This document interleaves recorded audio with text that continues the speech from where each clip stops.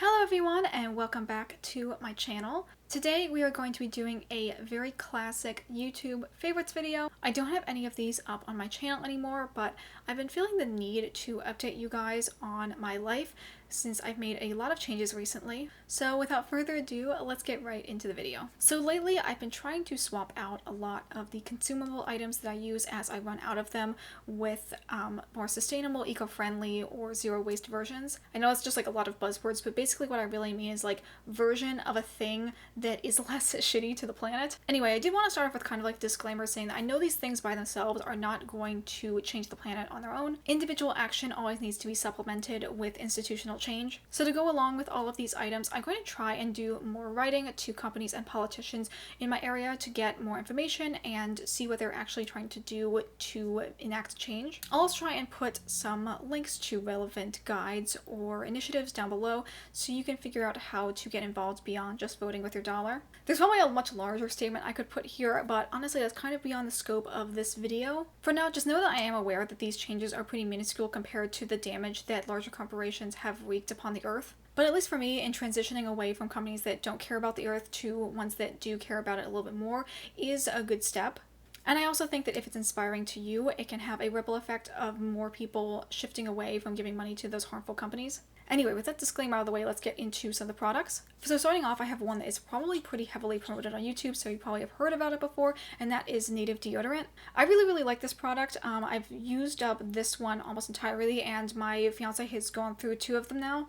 Just in general, I find that my body chemistry works way better with natural deodorant than it ever did with traditional synthetic ones. Yes, obviously with a natural deodorant like this, you're not going to have the antiperspirant aspect, so I do still sweat, but I never smell like it, and I actually get a lot of compliments that I smell good, even when the only thing I'm wearing is the deodorant. Back when I did have traditional deodorant, I could definitely smell when I had been sweating for a while, especially in like an enclosed space, like when I was in a car.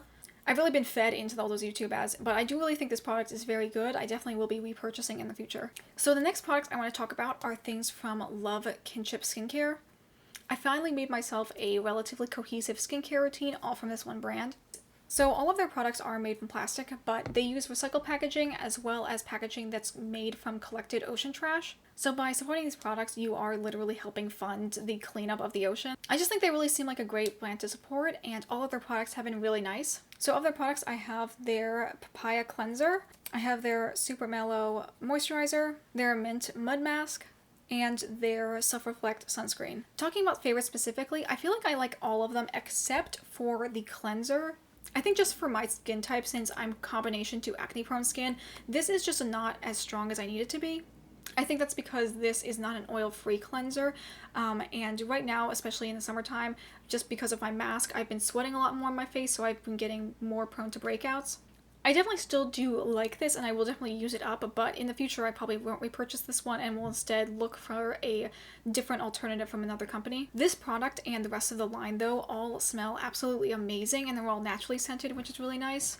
And the rest of the products I really have been enjoying. I really do like having a much more consistent face sunscreen to reach for now. In terms of things that smell good, the moisturizer in particular has this really nice sugary smell since it has marshmallow extract in it.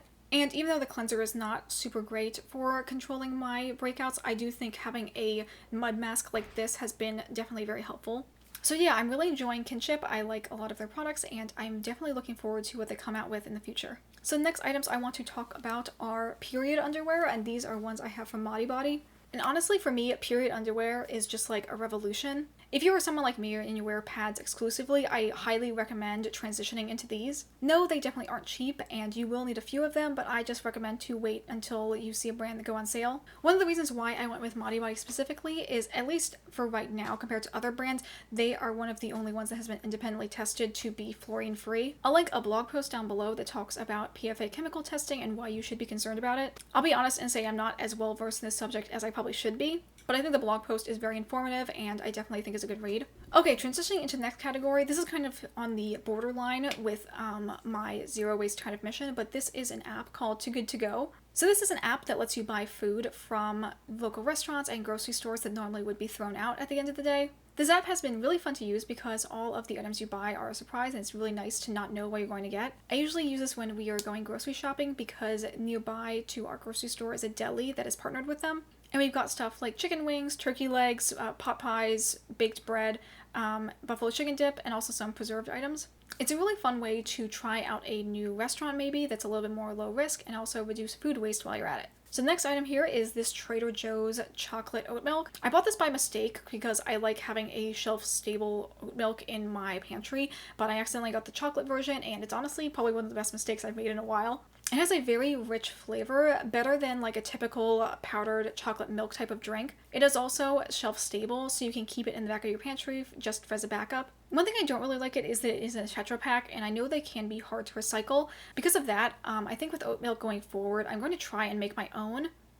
But it would be nice to have this chocolate milk as a treat every once in a while. The next item here is a recipe that I've been really loving, and it's for peanut butter oatmeal bars, and I'll put the recipe down below. I really wanted a snack for work that could replace individually wrapped bars or cookies, and this recipe definitely fills that void. It's super easy to make and really tasty. Switching over, this is the one anime that I wanted to talk about in this category, but I can't even begin to describe how much this has changed me and my fiance's life, and that is Skate the Infinity. It has probably become one of our favorite animes of all time and has really ignited the passion in me to watch anime again. I think the last time I had this much fun with an anime was Yu-Gi-Oh! Brains back like 3 years ago.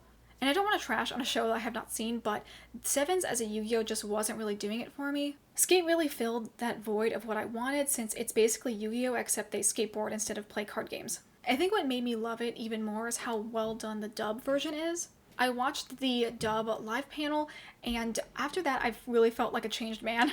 You know that meme that's like, Destiel is canon gay but only in Spanish? Well, Skate is canon gay but only in English. I feel like, queer undertones aside, the show is just so good.